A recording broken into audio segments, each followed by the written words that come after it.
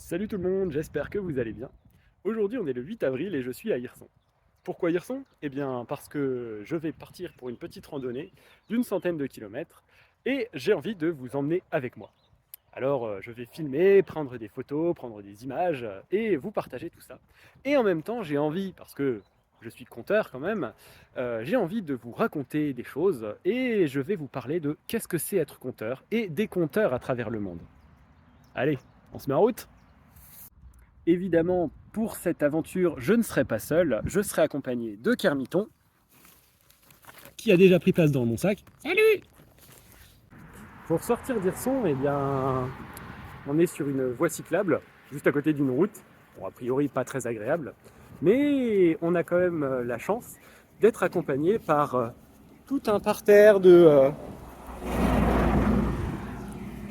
jonquilles, et bah, du coup c'est agréable quand même, ça fait le printemps. Alors, voilà que je suis parti depuis un petit moment et je viens de croiser quelque chose d'assez joli. Vous voyez vous-même. On est bien, on se rapproche du nord, hein. Bon, évidemment, il y a le Leclerc derrière qui fait un petit peu tâche.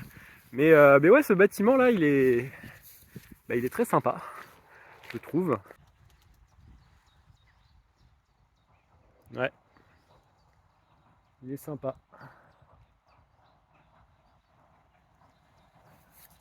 J'adore les vieux bâtiments parce qu'en fait, on peut toujours imaginer une histoire folle et des trucs assez dingues quant à ce qui a pu leur arriver. Et bah, je trouve ça, il y a quelque chose.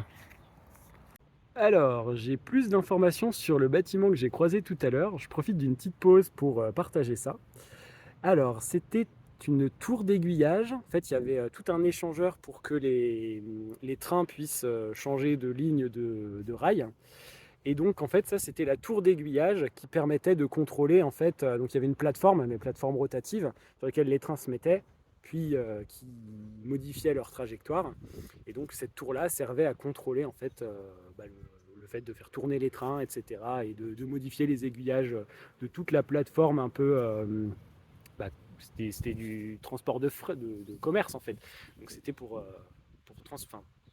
permettre à tous ces trains d'arriver là où ils le devaient et de faire tous les chargements, etc.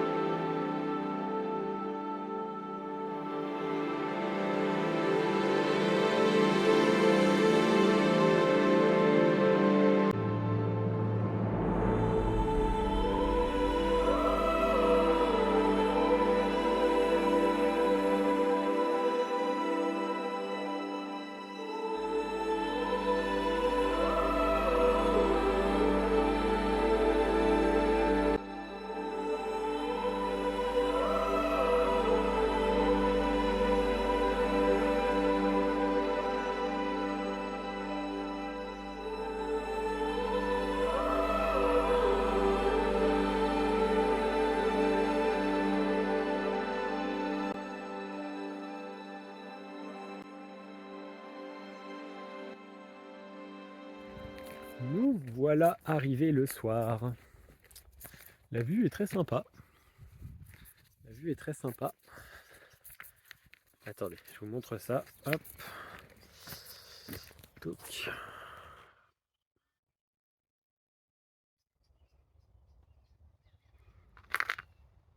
Bon, faut oublier les pylônes électriques, hein.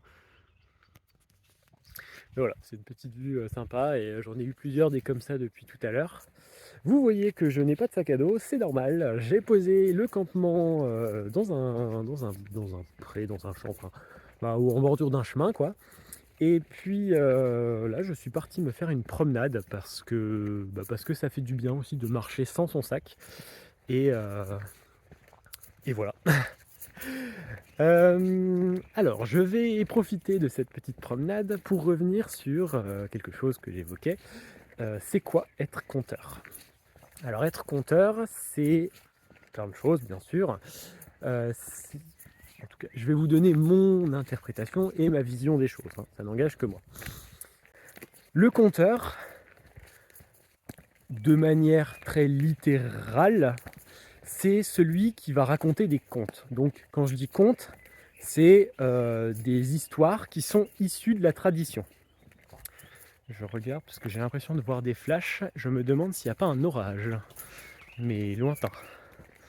Bon, on verra ça. Donc,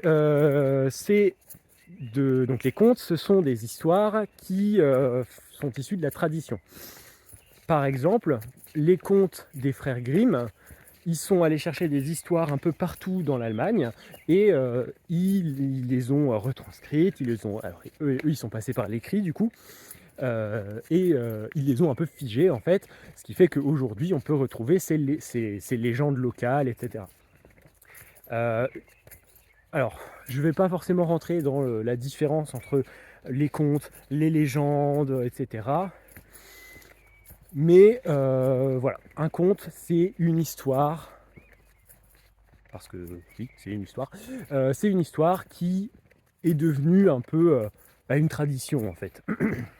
Donc par exemple, c'est la légende enfin une histoire, voilà. C'est un peu difficile parce que du coup, on parle de contes, de légendes, tout se mêle un petit peu en fait. Finalement, par utilisation commune de langage, on va mêler les termes contes, légendes, etc. Donc, c'est difficile en fait de parler un peu de l'étymologie du mot conte. Je pourrais en parler, mais bon, ça pour le coup, il faudrait que peut-être je prépare un petit peu, ce qui n'est pas du tout mon fort. Moi, j'aime bien y aller à l'impro. Tout d'abord, la première capacité, la première compétence du conteur, ça doit être de savoir écouter. Parce que quand tu sais écouter, alors quand je dis savoir écouter, c'est savoir enregistrer aussi ce qui se passe autour de toi. Donc savoir enregistrer, savoir du coup écouter, savoir comprendre, savoir interpréter, et après seulement viennent d'autres compétences qui sont les capacités de retranscrire par l'oral et aussi une certaine mise en scène. Parce que parce qu'en fait, tout simplement, quand on raconte une histoire, c'est pas juste on raconte une histoire en mode on aligne des mots. C'est aussi la faire vivre. Comment on fait pour que l'histoire qu'on raconte soit vivante? Comment on fait pour que la légende qu'on raconte soit vivante? Donc voilà, ça c'est la première des compétences du conteur, donc savoir écouter, à mon sens, hein. Après seulement viennent les autres compétences qui sont multiples et voilà. Donc les contes sont contés par les conteurs, et donc les conteurs, ce sont ceux qui, très souvent, par le biais de l'itinérance, en tout cas dans beaucoup de cultures, les conteurs sont des itinérants, qui vont, en entendant les légendes, les histoires d'un village, en fait, vont les transposer, enfin les transporter en fait un peu partout sur un territoire. Ce qui nous permet d'avoir aussi bien des légendes. Alors dans les légendes locales, il y a la légende locale du village et il y a la légende locale au niveau de toute une région par exemple. Et je disais par rapport aux légendes, voilà, au niveau des légendes locales, c'est-à-dire par exemple du point de vue de la région, il va y avoir par exemple, ça va être associé à un endroit qui est connu dans cette région, par exemple un fleuve.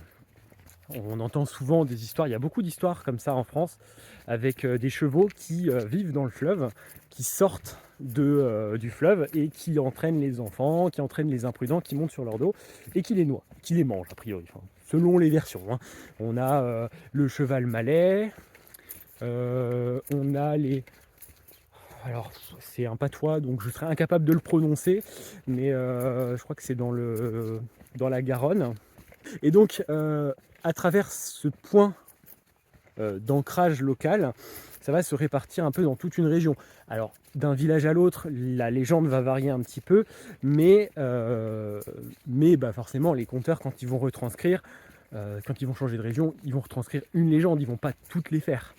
Parce que bah, ce serait trop long, en fait, de faire chaque variante. Puis bon, au bout d'un moment, les gens s'ennuieraient peut-être un petit peu.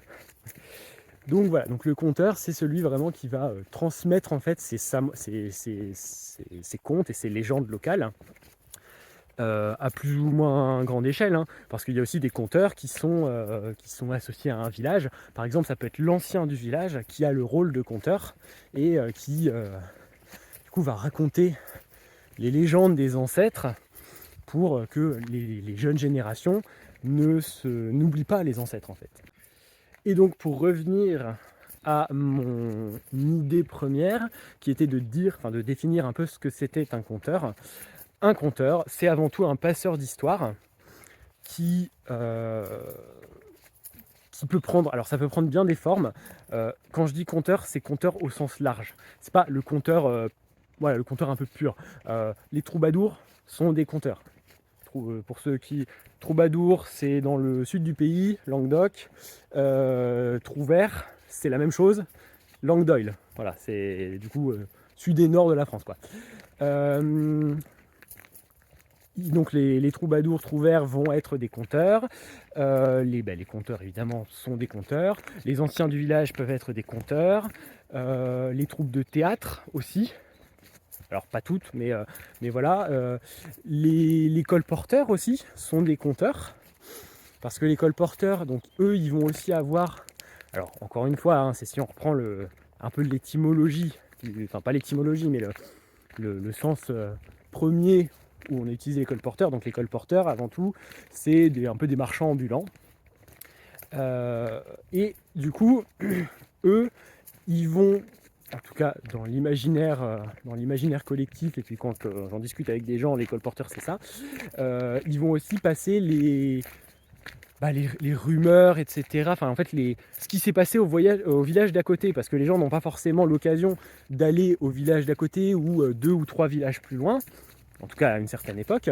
Et donc du coup, le colporteur qui lui est un itinérant, en fait, les itinérants sont un peu tous des conteurs finalement, parce que en passant d'un village à l'autre et en écoutant ce qui se passe d'un village à l'autre, on passe aussi les histoires du village d'à côté ou du village un peu plus lointain, etc. Donc voilà, le conteur a ces multiples casquettes en fait de passer des histoires qui sont des légendes qui peuvent servir à inculquer un peu soit des bonnes manières, soit des valeurs.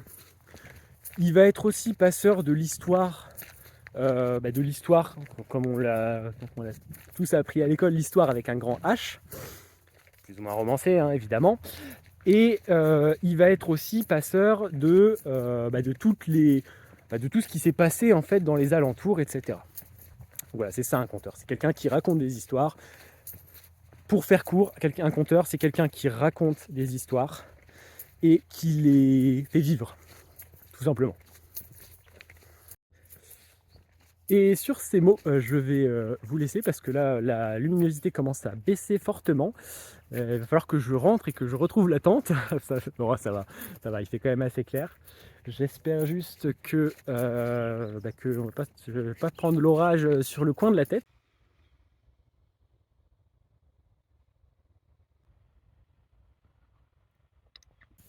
Bon, alors, hier soir, on n'y a pas coupé. On s'est pris un orage sur la tête, donc on l'a vu de loin, on le voyait arriver. On se demandait s'il allait nous passer à côté ou pas. Et il ne nous est pas passé à côté, et surtout, on a eu du vent. Franchement, on se demandait si la toile de tente allait pas s'envoler. On s'est pris de la pluie pendant une grosse partie de la nuit. Donc on est un peu trempé quand même.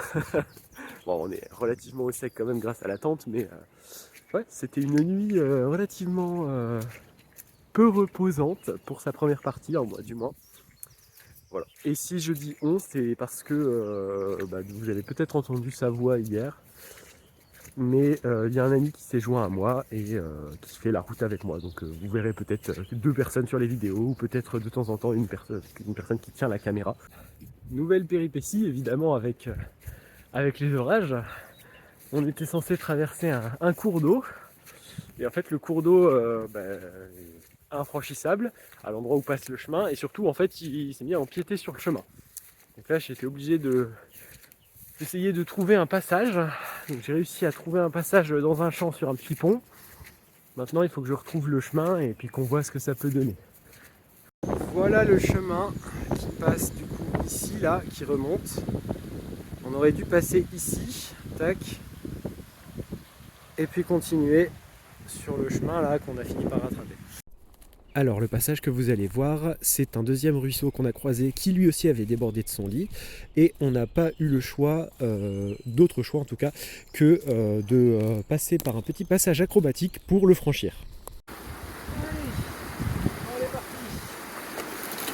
Ah bah tu commences bien. Ça commence bien, ouais. Peut-être aller un peu plus.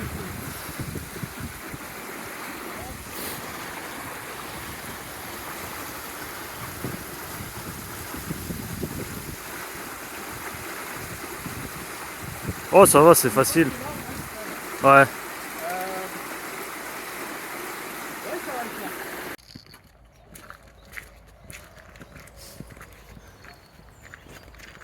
Nous voilà en train d'arriver à Froid-d'Estrée. Ils ont, je sais pas à quoi ils les nourrissent leurs lapins ici, mais ils sont un peu fat quand même.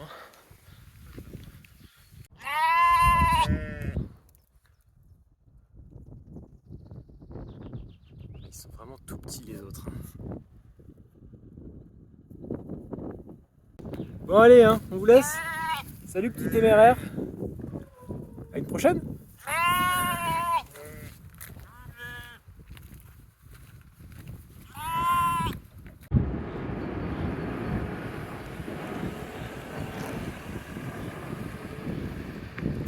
Alors ça c'est une des églises fortifiées de la Thiérache. Alors je sais pas trop si on va m'entendre, parce que là il y a pas mal de vent aujourd'hui. L'église que j'ai filmée tout à l'heure, c'était une église fortifiée. Il y en a pas mal en Thiérache, il y en a, si je dis pas de bêtises, une soixantaine à peu près. Et donc ces églises, en fait c'est tout simplement des bâtiments religieux qui ont été consolidés afin de pouvoir répondre à parce qu'on est dans un coin où il n'y avait pas énormément de châteaux ou de seigneurs qui avaient des manoirs qui permettaient d'accueillir en fait nos villageois. Il y a plein de petits bourgs en fait qui sont isolés, et donc quand il y avait des attaquants ou enfin des envahisseurs, des gens qui venaient pour piller un peu la région, ça faisait un lieu de refuge en fait pour le peuple du coin. Et ça permettait aussi en fait d'avoir des points d'observation qui permettaient par exemple de surplomber une vallée, etc. pour prévenir aussi ces attaques-là. C'est très chouette, c'est des bâtiments religieux, mais comme on peut le voir sur la vidéo, il y a des tours, il y a des meurtrières, enfin voilà, c'était aussi, alors pas toutes, mais c'était une grosse majorité adaptée à la défense. Là, depuis ce matin, on a pas mal enchaîné. Donc déjà, on s'est pris la pluie toute la nuit. On a eu des ruisseaux effectivement qui étaient sortis de leur lit, etc., qu'on a dû traverser. Donc c'était rigolo. On a bien fendu la poire. Et puis, forcément, hein, les sentiers, ils étaient pleins de gadous, pas très stables, etc. Enfin, c'était un peu une galère. Et puis surtout, depuis ce matin, il y a du vent comme pas possible. Donc là, on va pas tarder à arriver dans une forêt. Il est encore relativement tôt, donc soit on décide de s'arrêter dans la forêt et de se faire un campement, un bon campement, où on va pouvoir se reposer parce qu'on n'a presque pas dormi en fait la nuit dernière. Soit on décide de continuer un peu. On va voir. On décider ça quand on y sera. Nous voilà arrivés dans la forêt. Pour l'instant on est sur le GR, on a rattrapé le GR tout à l'heure. Donc c'est bien, on n'a pas à se poser la question de savoir où on va, on suit les marquages. Dans cette forêt il y a des nesgules, ou des moines en train de prier. C'est étrange, c'est rigolo. Je suis en train de marcher et là je vois quelque chose au loin, je sais pas ce que c'est. Je sais pas si c'est une route ou si c'est un chemin. Ah, ou alors c'est peut-être un champ de fleurs. Je vais aller voir. Et effectivement, ce sont bien des parterres de fleurs. Il y en a partout. Ce sont des parterres de jacinthe des bois. Bon, finalement, on a choisi de s'arrêter dans la forêt. Donc voilà le campement qui nous accueillera pour cette nuit. On va pouvoir se reposer et être prêt à faire plein de kilomètres demain. C'est donc ici que j'arrête l'épisode et que je vais me reposer.